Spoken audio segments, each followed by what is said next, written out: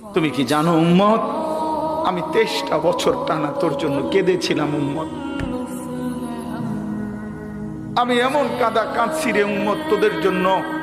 এশার নামাজের পরে দাঁড়াইছি, ফজরের আজান পর্যন্ত আমি আমার মালিকের কাছে তোদের জন্য, উম্মতের জন্য চোখের পানি ফেলে কাঁদছিলাম। আমার এত চোখের পানি তোর দিল গলাইতে পারলো না।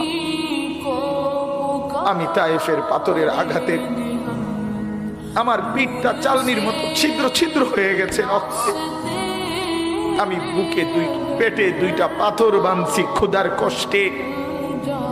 আমি উহুদের দান শহীদ করা রক্তে উহুদের ময়দানে পড়েছিলাম বেহুশ হয়ে। আমার ঘরের চুলায় 3 মাস রান্নার জন্য কোনোদিন চুলায় আগুন জ্বলে নাই। আমার এত চোখের পানি, এত রক্ত, এত ক্ষুধার কষ্ট, কিছুই তোর মন গলাইতে পারলো না, তোরে সেজদা দিতে পারলো না।